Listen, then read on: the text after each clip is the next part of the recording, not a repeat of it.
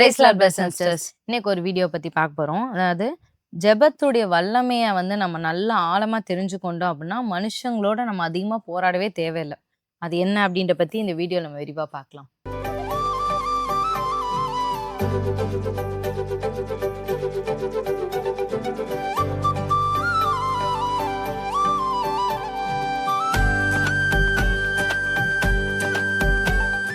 இன்னைக்கு வந்து 3 நபர்கள் பத்தி பார்க்க போறோம். ஆபிரகாம் பத்தி, ஈசாக்கு பத்தி, யாக்கோபு பத்தி. வரிசையா வந்து ஏன்னா இவங்கலாம் வந்து நல்ல ஜெபத்துல வந்து இருந்தவங்க.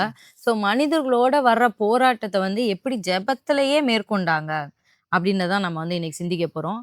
ஏன் அப்படின்னா நெறைய நேரம் நம்ம மனுஷங்களோட தான் நம்ம அதிகமா டீல் பண்றோம். எப்படி சொல்றது? ஒரு 50% பிரச்சனை மனுஷங்களால வரும். இல்லன்னா மனுஷங்கள் பின்னாடி செயல்படுற ஆவியினால வரும். ஒரு 30% பிரச்சனை டைரக்ட்டா நமக்கும் சத்துருவுக்கும் வரும். ஒரு 20% பிரச்சனை நம்ம சுபாவத்தினால வரும். சுபாவத்தினால வரும். அப்ப இந்த 50% பிரச்சனையை நம்ம மேற்கொள்ளணும் அப்படின்னா, மனுஷங்களோட நம்ம அன்றாட நமக்கு வந்து மோதிட்டே இருக்க முடியாது. ஒரு சில நேரம் நம்மளே டயர்ட் ஆயிருவோம். என்னால இதுக்கு மேல முடியாது அப்படின்ற லெவலுக்கு நம்ம வந்துருவோம். அப்படி இருக்கும்போது ஜெபத்திலேயே நம்ம ஜெபத்துல நல்லா ஃபயரா இருக்கும்போது கர்த்தரே அந்த மனுஷங்களோட போராடுவார். போராடாட்டினாலும் அட்லீஸ்ட் பேசுவார், எச்சரிப்பார். நம்ம வந்து இன்னைக்கு அதை பத்தி தான் நம்ம பார்க்க போறோம். இப்ப முதலாவது யாக்கோபை பத்தி நம்ம பார்க்கலாம். யாக்கோபுக்கு வந்து அந்த ஒரு பர்ட்டிகுலர் டைம்ல 2 விதமான மனுஷங்களை வந்து யாக்கோபு சமாளிக்க வேண்டிய ஒரு சூழ்நிலை. ஒண்ணு தன்னுடைய மாமனார், அவர் வீட்டுல இருந்து இப்ப வெளியே வர்றாரு. வரும்போது அது யாரா இருந்தாலும் சொல்லிட்டு வந்தா கூட பரவாயில்ல, சொல்லாம வேற வர்றாங்க, நைட்டா வர்றாரு. சோ எப்படினாலும் அவர் மூலயமா வந்து இவருக்கு ஒரு பிரச்சனை வரும்ன்றது இவருக்கே நல்லா தெரியும். அவர் ஒருத்தர். அப்புறம் இவர் போய் சேர வேண்டிய இடம் வந்து ஆல்ரெடி சமாதானமா வெளியே வந்த இடம் கிடையாது, அங்கேயும் ஓடி வந்த இடம் தான். அப்ப அங்க போகும்போது இவர் சகோதரனை மீட் பண்ணணும். அப்ப அவரையும் இவர் சமாளிச்சாகணும். அப்ப இந்த 2 பேருடைய இத யாக்கோபு எப்படி மேற்கொண்டார்னா ஜெபத்தினால்தான் மேற்கொண்டார். அவராலாம் போய் எதுவுமே ரொம்ப ஆக்ரோஷப்பட்டு அவரை எக்ஸ்பிளைன் பண்ணி அந்த மாதிரிலாம் ரொம்ப இது பண்ணவே இல்லை. ஒரு சில மனிதர்கள்ட்ட போய் கெஞ்சி ஐயோ அன்னைக்கு அப்படி ஒரு சூழ்நிலை, இன்னைக்கு இப்படி சூழ்நிலை, என் சூழ்நிலை நீங்க நம்புங்க பாருங்க அப்படின்னாலும் புரியாது. அவங்க அண்டர்ஸ்டாண்ட் பண்ணிக்கிற நிலவரத்துல இருக்க மாட்டாங்க. இப்ப வந்து யாக்கோபு வெளியே வந்துட்டாரு. வெளியே வந்ததுக்கு அப்புறம் லாபான் வந்து சும்மா விடல, பின்னாடியே வர்றாரு. ஆனா லாபான் வந்து பின்தொடர்ந்து வர்ற நேரம் அன்னைக்கு ராத்திரி, அந்த மறுநாள் வந்து யாக்கோபை இவர் வந்து தொடர்ந்து வர்றப்ப அவர் என்ன பண்ணிருப்பாருன்னே தெரியாது. மேபி அவருடைய பிள்ளைகள் பேரம்பேத்தி எல்லாம் திருப்பி இழுத்துட்டு போயிருக்கலாம், பலவந்தமா இழுத்துட்டு போயிருக்கலாம், என்ன வேணாலும் நடந்திருக்கலாம். நீ வேணா போனா போ, என் பிள்ளைகளையும் பேரம்பேத்திலையும் விட்டுரு அப்படின்னு சொல்லி வந்து பலவந்தமா பண்ணிருக்கலாம். ஆனா வந்து ஆதியாகமம் 31:24 சொல்லுது, அன்று ராத்திரி தேவன் சீரிய தேசத்தானாகிய லாபானுக்கு சொப்பனத்தில் தோன்றி, நீ யாக்கோபுடைய நன்மையே அன்றி தீமை ஒன்று பேசாதபடிக்கு எச்சரிக்கையாயிரு என்றார். இவ்வளோ ஒரு அற்புதம் பாருங்களேன். நம்ம ஜெபத்துல இருக்கும்போது, ஆண்டவரே என் காரியங்களை நீங்க பார்த்துக்கொள்ளுங்க, நான் வந்து போறேன், எனக்கு மனுஷங்களால எவ்வளவு போராட்டம் வரும்னு தெரியாது, ஆனா நீங்க பார்த்துக்கொள்ளுங்கன்னு சொல்லும்போது தேவன் வந்து எதிரிட்டு அந்த ஆப்போசிட்ல ஒரு நபர்கிட்ட ஆண்டவர் சொப்பனத்துல பேசியிருக்காரு பாருங்களேன். அது எவ்வளவு ஒரு ஆச்சரியம். இத்தனைக்கும் அவர் இஸ்ரவேலின் தேவனை அந்த அளவுக்கு நம்பினாரா என்னன்னு கூட தெரியல. ஏன்னா அந்த வசனத்துல வந்து சொல்லுவாரு, 29 வசனம் பாருங்க. உங்களுக்கு இவர் வந்து டைரக்டா இப்ப யாக்கோபுட்ட சொல்றாரு, உங்களுக்கு பொல்லாப்பு செய்ய எனக்கு வல்லமை உண்டு.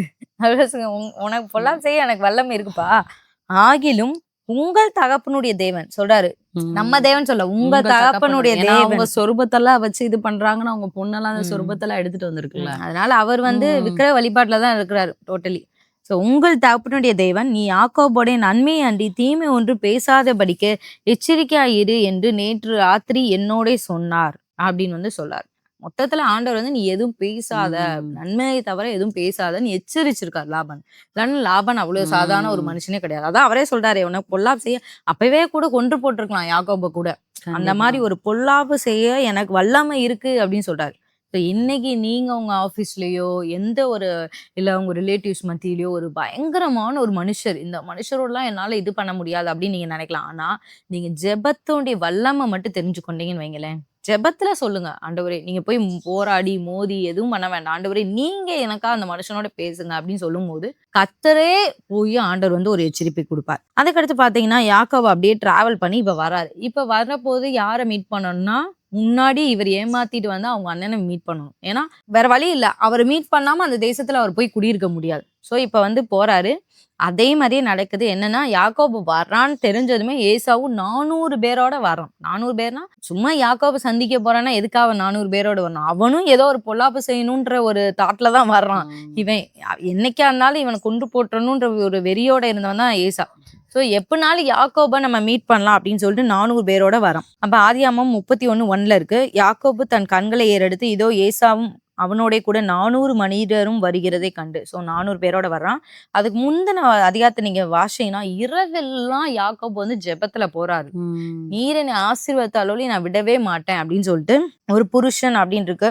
ஒரு சில வேத ஆராய்ச்சியாளர்கள் அதை இயேசு கிறிஸ்துன்னு சொல்றாங்க அவரை. ஒரு சில பேர் வந்து அவரை வந்து தேவதூதன் சொல்றாங்க. நமக்கு யாரும் தெரியல. அந்த இடத்துல ஒரு புருஷர் அப்படின்னு தான் இருக்கு. ஆனா அவங்க வந்து சொல்லும் போது எப்படி சொல்லுவாங்கன்னா 26ஆம் வசனம் ஆதியாகமம் 32:26 இருக்கு. அவர் நான் போகட்டும் பொழுது விடியது என்றார். அதற்கு அவன் நீர் என்னை ஆசீர்வதித்தால் ஒழிய உம்மை போக விடேன் என்றான். அவர் உன் பேர் என்ன என்று கேட்டார். யாக்கோபு என்றான். அப்பொழுது அவர் உன் பேர் இனி யாக்கோபு எனப்படாமல் இஸ்ரவேல் எனப்படும். தேவனோடும் மனிதரோடும் போராடி மேற்கொண்டாயே என்றார். ஏன்னா இந்த இடத்துல இயேசு கிறிஸ்து தான் நமக்கு மனுஷரா வந்து ஒரு தேவனா இருந்தவர் மனுஷனா வந்து இறங்கி வந்தார். ஸோ அவர் ஆண்டவர்கிட்ட கூட ஏசப்பாட்ட கூட அவர் போராடி மேற்கொண்டிருக்கலாம்.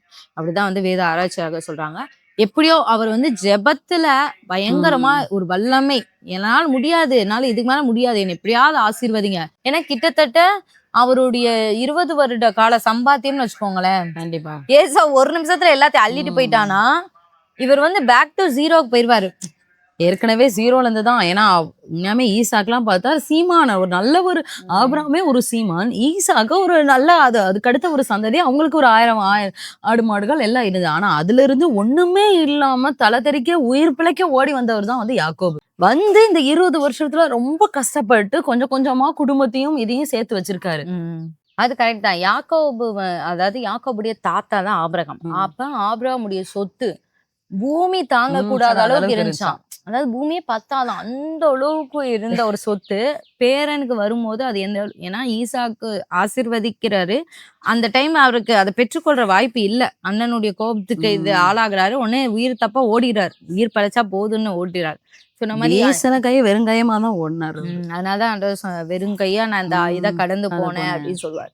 அப்ப இப்போதைக்கு அவருடைய சொந்த உழைப்புனால ஆண்டருடைய துணையோட ஆண்டருடைய நாலேஜ் அவர் கொடுத்த ஒரு சில ஐடியாஸ் அதெல்லாம் வச்சு 20 வருஷம் அவர் வந்து ஒரு சில இதெல்லாம் இது பண்ணிட்டார் சொத்துக்கள். அப்ப இது வந்து ஒரு நிமிஷத்துல ஏசா வந்து எடுத்துடக்கூடாது. போயிட்டா எல்லாமே ஒண்ணும் இல்லாம போயிடும். அதனாலதான் ஜெபிக்கிறாரு. ஜெபிக்கும் போது ஏசா வந்து பாருங்களேன் 33ஆம் அதிகாரம் 8-9. அப்பொழுது அவன் எனக்கு எதிர்கொண்டு வந்த அந்த மந்தையெல்லாம் என்னத்துக்கு என்றான். அதற்கு அவன் என் ஆண்டவனுடைய கண்களில் எனக்கு தயவு கிடைக்கிறக்கு என்றான். அதற்கு ஏசா என் சகோதரனே எனக்கு போதுமானது உண்டு, உன்னுடையது உனக்கு இருக்கட்டும் என்றான். என்னோட சேஷபுத்திர பாவத்தையும் ஏன் ஆசீர்வாதத்தையும் இவன் பறிச்சுட்டான்னு சொல்லி கோபத்துல இருந்த ஏசா இப்ப சொல்றாரு என்னோடது எனக்கு இருக்கு, போதுமானது எனக்கு இருக்கு, நீ உன்னோடத வச்சுக்கோ அப்படின்னு சொல்றாரு. அதுக்கப்புறம் யாக்கோபு ரொம்ப இன்சிஸ்ட் பண்ணனால மட்டும்தான் கொஞ்சம் வந்து வாங்கிக்குவான். இங்க பாருங்களேன் 11ஆம் வசனத்துல இருக்கும். என் காணிக்கை நீங்க, அதாவது என்னை நீங்க அக்செப்ட் பண்ணிக்கிட்டீங்க அப்படின்னா என் காணிக்கை ஏத்துக்கொள்ளுங்கன்னு சொல்லிட்டு ரொம்ப இன்சிஸ்ட் பண்ணுவான் யாக்கோபு. அப்ப ஓகேன்னு சொல்லி வந்து அவரு ஏத்துக்குவார். ஏசா வந்து கொஞ்சம் எடுத்துக்குவார். மித்தபடி அவரா ஃபோர்ஸ் பண்ணி எதுவுமே எடுக்கல. அப்ப இப்படிதான் நம்ம ஜெபத்துடைய வல்லமை தெரிஞ்சு கொண்டோம்னா மனுஷங்களை பார்த்து நம்ம பயப்படவே தேவை. ரெண்டாவது பார்த்தோம் அப்படின்னா ஆபிரகாமும் வந்து ஒரு நல்ல ஒரு ஜெபிக்கிற ஒரு நல்ல பயங்கரமான ஒரு மனிதன். ஆபிரகாம் வந்து அந்த தேசத்துக்கு வந்து அவர் வந்துகிட்டு இருக்காரு. அப்பெல்லாம் வந்து என்ன அப்படின்னா வந்து நல்லா இருக்க ஸ்திரீகளை வந்து அவங்க புருஷங்களோட இருந்துச்சுன்னா அந்த காலத்துல ராஜாக்கள்லாம் என்ன பண்ணுவாங்கன்னா நல்லா இருக்க ஸ்திரீகள், நல்லா அழகா இருக்க ஸ்திரீகள்லாம் வந்து புருஷனோட தான் புருஷனை கொண்டு போட்டு அந்த ஸ்திரீகளை எடுத்து அவங்க இதுல வச்சுப்பாங்க. இதே மாதிரியே பாராங்க சாரால் வந்து நல்ல ஒரு அழகுள்ள ஒரு பெண்ணால ஆபிரகாம் வந்து நீ நல்ல ஒரு அழகான பெண், ஆனால் நீ வந்து என்னுடைய சகோதரின்னு சொல்லி ஏன்னா என் உயிர் வந்து பிழைக்கிறக்காக சகோதரின்னு சொல்லிடு அப்படி சொல்லிட்டு இந்த மாதிரி தான் அவங்க அந்த தேசத்துக்கு வராங்க. அபிமலேக் அந்த அவர்கிட்ட வந்து பொய் தான் வந்து சொல்றாங்க. அந்த ராஜாட்ட வந்து அவங்க வந்து பொய் தான் சொல்றாரு. பொய் சொல்லி தான் இப்படி வராங்க. பார்த்தோன்னே அந்த ராஜாவும் பார்த்தோன்னே இந்த மாதிரி ஒருத்தவங்க வந்திருக்காங்க அப்படின்னு அந்த ராஜாவுக்கு வரைக்கும் அந்த ஸ்திரீ வந்து ரொம்ப அழகா இருக்கணும்னே கூட்டிட்டு வாங்க அப்படின்னு சொன்னா 6:30 மணிக்கு அந்த ஸ்திரீயை கூட்டிட்டு போயாச்சு. கூட்டிட்டு போனதுக்கு அப்புறம் தான் 5 ராத்திரியில நம்ம அந்த வசனத்தை நம்ம வாசிக்கலாம். என்னதான் இருந்தாலும் இங்க ஆபிரகாம் வந்து நல்ல ஒரு ஜெபிக்கிறான். என்னதான் அங்க ஸ்திரீ இதை விட்டானா இவருக்கு எப்படி இருக்கும்? இத்தனைக்கு சகோதரின் வாயளவு தான் சொல்லியிருக்காரு. ஆனா தான் சொந்த மனைவியை உள்ள விட்டுருக்காரு இன்னொரு நபர்ட்ட. அது எவ்வளவு கஷ்டமா இருக்கும். அவர் அதுல ஜெபிச்சிருக்காரு. அவர் பாருங்களேன், ஆண்டவர் வந்து சொல்றாரு. ஆண்டவர் வந்து அந்த அபிமெலேக்குக்கு ஆண்டவர் வந்து சொப்பனத்துல சொல்றாரு பாருங்க. ஆதியாகமம் 20ஆம் அதிகாரம் 3ஆம் வசனத்துல, தேவன் இரவிலே அபிமெலேக்குக்கு சொப்பனத்திலே தோன்றி, நீ அழைப்பித்த ஸ்திரீயின் நிமித்தம் நீ செத்தாய், அவள் ஒருவனுடைய மனைவியா இருக்கிறாளே அப்படி சொல்லிட்டு ஆண்டவர் வந்து அவங்களுக்கு சொப்பனத்துல வந்து சொல்றாரு. அடுத்து நம்ம அந்த லைனா படிச்சோம் அப்படின்னா அடுத்து 7ஆம் வசனத்தை கூட வாசிக்கலாம். அந்த மனுஷனுடைய மனைவி அவன் இடத்துல அனுப்பிவிடு, அவன் ஒரு தீர்க்கதரிசி, நீ பிழைக்கும்படி அவன் உனக்காக வேண்டுதல் செய்வான், நீ அவளை அனுப்பி விடாதிருந்தால் நீயும் உன்னை சேர்ந்த யாவரும் சாகவே சாவீர்கள் என்று நீ அறிவாயாக என்று சொப்பனத்திலே ஆண்டவர் வந்து சொல்றாரு. ஆண்டவர் வந்து அந்த எதிரிக்கு அந்த ஆப்போசிட்ல உள்ள இங்க ஆபிரகாம் பண்ற ஜெபத்தினால அங்க ஆப்போசிட்ல உள்ள அங்க ராஜாக்கு ஆண்டவர் வந்து சொப்பனத்தை சொல்றேன், எப்பா இது வந்து நீ நினைக்கிற மாதிரி இது வந்து அவங்களோட சகோதரி கிடையாது, இது உங்களோட மனைவி, நீ இந்த பிள்ளை நீ தொட்ட நீ சாவே சாவ, நீ மட்டும் இல்ல, உன் கூட இருக்கவங்க எல்லாருமே செத்துருவாங்க, அதனால வந்து நீ அனுப்பி விட்டுரு, நீ அனுப்பலன்னா உன் கூட இருக்கவங்க எல்லாருமே செத்துருவாங்க, நீ பிள்ளைக்கும்படிக்கு அங்க வந்து அவன் வந்து வேண்டுதல் பண்ணுவான் அப்படின்னு சொல்லிட்டு ஆபிரகாம் வந்து இது பண்றாரு. சோ ஒரு சில நேரம் வந்து இந்த மாதிரி சூழ்நிலை நம்மளாம் இருந்தோம்னா எவ்வளவு பயந்துருப்போம், மனிதர்களோட எவ்வளவு போராடி பயந்துருப்போம். இல்லன்னா அபிமெலேக் கால்ல விழுந்து கெஞ்சி இருப்போம். ஐயோ என்னை எப்படியாவது விட்டுருங்க, அட்லீஸ்ட் மனைவியா இல்லாட்டாலும் பரவாயில்ல, என் சகோதரியானாலும் எங்களை விட்டுருங்க அப்படின்ற மாதிரி மனித தயவுக்காக கெஞ்சிருப்போம். அந்த மாதிரிலாம் ஆபிரகாம் எதுவுமே பண்ண மாதிரி தெரியல. ஆண்டவர் சமூகத்துலதான் இருந்தாரு. ஆண்டவர் வந்து அழகா அவருக்கு எதிரிக்கு வெளிப்படுத்தி கொடுத்திருக்காரு பாருங்க. மறுநாளே கொண்டு வந்து, ஏன்பா நீ என்கிட்ட இப்படி போய் சொன்னா, அது உன் மனைவியா இருந்தா அவனை அப்பயே நான் விட்டுருப்பேனே, நீ ஏன் என்கிட்ட இப்படி சொன்னான்னு அவர் வந்து இது பண்ணி, நீங்க இப்படிலாம் பண்ணாத அப்படின்னு சொல்லி இது பண்ணி, அதுக்கடுத்து அவங்களும் இவங்களும் வாழ்க்கை போயிட்டாங்க, இவங்களும் இந்த பக்கம் வந்துட்டாங்க. அதனால நம்ம ஒரு சில நம்மளுடைய ஜெபம் வந்து எவ்வளவு வல்லமையானது, எவ்வளவு ஆழமானதுன்னு பாருங்க. மனிதர்களோட நம்ம போராடவே தேவை கிடையாது. ஆபிரகாமை போல, நம்ம இதுக்கு முன்னாடி யாக்கோபை பார்த்தோம், யாக்கோபை போல மனிதர்கள்ட்ட எவ்வளவு பெரிய பிரச்சனை வந்தாலும் நம்ம ஜெபத்துல இங்க முழங்கால் படியிடும் போது ஆண்டவர் அந்த இடத்துல எதிரி மத்தியில பேசுறதுக்கு கூட அவர் வல்லவரா இருக்கிறார். அந்த இரவுல அவங்களுக்கு ஒரு பெரிய மாற்றம் வந்துருச்சு. அடுத்த 3ஆவதா நம்ம இப்ப ஈசாக்க பத்தி பார்க்க போறோம். ஆபிரகாம் வந்து ஸ்டார்டிங்கா, அதுக்கடுத்து ஈசாக்கு, அவருடைய பிள்ளை வந்து யாக்கோபு. இப்ப 3 பேரை பத்தி அப்படியே நம்ம வரிசையா பார்க்குறோம். இப்ப ஈசாக்கு வந்து என்ன பண்றாரு அப்படின்னா, ஒரு துறவு தோன்றாரு. ஒரு துறவுனா நல்லா தண்ணீர் வருகிற இடம். அந்த காலத்துல வந்து துறவுன்றது அவங்களுக்கு ரொம்ப ஒரு பிளெஸிங்கான ஒரு இது. ஏன்னா நெறைய ஆடுகள் வச்சிருப்பாங்க. இப்ப நம்மள மாதிரி போய் தண்ணி அவங்களுக்கு இது பண்ண முடியாது. அந்த துறவுல ஸ்கேன்லாம் பார்த்து இதுல எங்கப்பா நல்ல தண்ணி இருக்கும் அப்படி பார்த்துட்டு, இத இப்படி இந்த தேங்காய் இப்படி திரும்பி இருந்துச்சுன்னா இப்படி இப்படி அப்பெல்லாம் இல்ல. அவங்களுக்கு வந்து அங்க அவங்க தோண்டுவாங்க, நல்லா இது பண்ணுவாங்க. மிஷின் இன்னைக்கு எப்படி சொல்லலாம், அந்த இன்னைக்கெல்லாம் நமக்கு மிஷின் இருக்கு உள்ள ஆழத்துக்கு போறாங்க. அப்பெல்லாம் வந்து கைகள்ல வந்தா இது பண்ணுவாங்க. அப்ப பாத்துக்கோங்க, அவங்க தோண்டும் போது அங்க தண்ணி அது இதுல இருந்து வரணும். அது ஒரு பெரிய ஆசீர்வாதமா நினைப்பாங்க. ஆதியாகமம் 26, 20லேருந்து 22 வரைக்கும் நம்ம படிக்கலாம். கேராரூர் மேய்ப்பர் இந்த தண்ணீர் தங்களுடையது என்று சொல்லி ஈசாக்குடைய மேய்ப்பருடனே வாக்குவாதம் பண்ணினார்கள். அவர்கள் தன்னோடைய வாக்குவாதம் பண்ணினபடியால் அந்த துறவுக்கு ஏசேக்கு என்று பெயரிட்டான். வேறொரு துறவை வெட்டினார்கள், அதை குறித்தும் வாக்குவாதம் பண்ணினார்கள், ஆகையால் அதற்கு சித்தனா என்று பெயரிட்டான். பின்பு அவ்விடம் விட்டு பெயர்ந்து போய் வேறொரு துறவை வெட்டினான், அதை குறித்து அவர்கள் வாக்குவாதம் பண்ணவில்லை. அப்பொழுது அவன், நாம் தேசத்தில் பழுகும்படிக்கு இப்பொழுது கர்த்தர் நமக்கு இடம் உண்டாக்கினார் என்று சொல்லி அதற்கு ரெகபோத் என்று பெயரிட்டான்.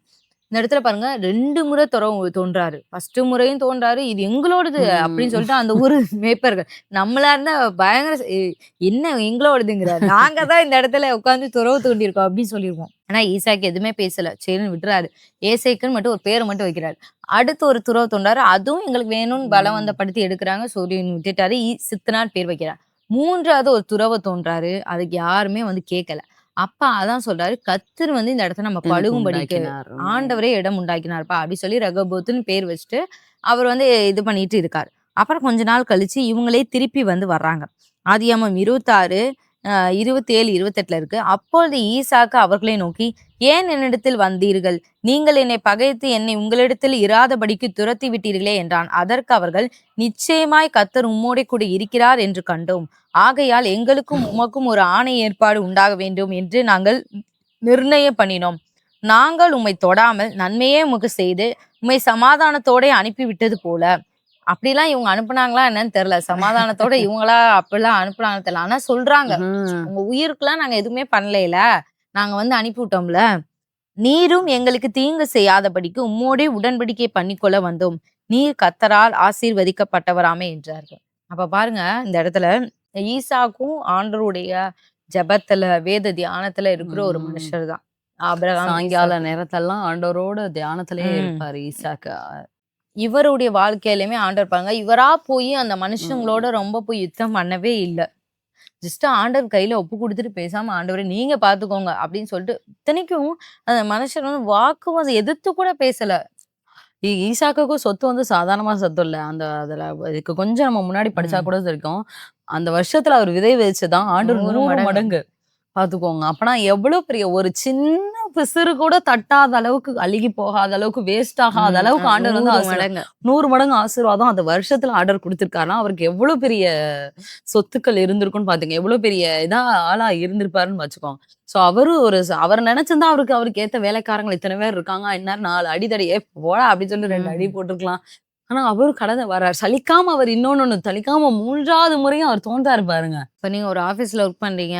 அங்க வந்து உங்கள ஏதோ பொய் குற்றச்சாட்டு பண்ணிட்டாங்க. நீங்க எதுவுமே பேசல. சரின்னு அடுத்த இடத்துக்கு வர்றீங்க. அடுத்த இடத்துக்கும் வர்றீங்க. ஆனா அந்த இடத்துல பழைய எல்லாரும் கேள்விப்பட்டு, இல்ல ம். உங்களோட கர்த்தரால் ஆசீர்வதிக்கப்பட்டவராமே நீங்க உண்மையாமே ஆண்டவர் உங்களோட இருக்கிறாரு ம். அப்படின்னு சொல்லி, அதுதான் நமக்கு வந்து ஒரு சாட்சி. ஆமா. ஜெபிக்கிற மனுஷங்க நம்ம வந்து அந்த ஜெபத்தோடைய வல்லமை மட்டும் நம்ம தெரிஞ்சுக்கிட்டோம்னா போதும். ஏன்னா, எந்த அளவுக்கு ஆண்டவர் அவங்க மனசுல வந்து பேசியிருந்தாருன்னா, அவங்க அந்த வார்த்தைய திருப்பியும் சொல்றாங்க. எதிரி வந்து நம்மகிட்ட சமாதானம் பேசும்படியா உடன்படிக்கை பண்றதுக்கு வர்றாங்கன்னு ம். பாத்துக்கோங்க. ஏன்னா, என்னைக்கோ ஒரு நாள் ஈசாக்கு வந்து எழும்பி நம்மள கொன்றுவானோ! இதே ம். மாரி தான் யோசேப்புடைய வாழ்க்கையில யோசேப்புடைய சகோதரர்கள் கடைசி ம். வருவாங்க. எப்பன்னா, யாக்கோப்லாம் இறந்துருவாரு. இறந்ததுக்கு அப்புறம் அப்புறம் வருவாங்க. வருவாங்க. ஒருவேள அவங்க அப்பா உயிரோட இருக்கனால கூட இவன் அமைதியா இருந்தாலும் இருப்பான். ம். கம்முன்னு இருப்பான். அப்ப நம்ம அப்பா இறந்ததுக்கு அப்புறம் இவன் இன்னும் அவனோட அ இத காமிச்சுட்டான் அப்டின்னா, அப்டின்னு சொல்லிட்டு திருப்பி வருவாங்க. அப்பதான் யோசேப்பு சொல்றாரு, "இப்ப அப்பலாம் கிடையாது. நீங்க உங்கவங்க இத பாருங்க. அதெல்லாம் மறந்து மன்னிச்சு எத்தனையோ நாட்கள் ஆயிருச்சு. ஆண்டவர் ம். இன்னைக்கு தான் அதெல்லாம் நடந்தனால தான் இன்னைக்கு எனக்கு இந்த ஒரு ஆசீர்வாதம் இப்படிப்பட்ட வாழ்க்கையே கிடைச்சிருக்கு" அப்டின்னு அவரு சொல்லுவாரு. அதனால நம்ம ஜெபத்துடைய வல்லமை மட்டும் நல்லா புரிஞ்சுக்கிட்டோம் அப்டின்னா, நம்ம மனுஷங்களோட நம்ம அதிகமா போராடவே தேவையில்ல. ம். மனுஷங்கள்ட்ட அந்த எனர்ஜி நம்ம வேஸ்ட் பண்ணவே தேவையில்ல. அந்த எனர்ஜிய அப்படியே நம்ம ஆண்டவர் பாதத்துல ஷிஃப்ட் பண்ணோம்னா, ரொம்ப ஆசீர்வாதமா இருக்கும். நம்மளும் எவ்ளோ பாடுகள் இருந்தாலும், நம்மளுக்குள்ளேயே ஒரு பீஸ், நமக்குள்ள ஒரு சமாதானத்த நம்ம இது பண்ணுவோம்.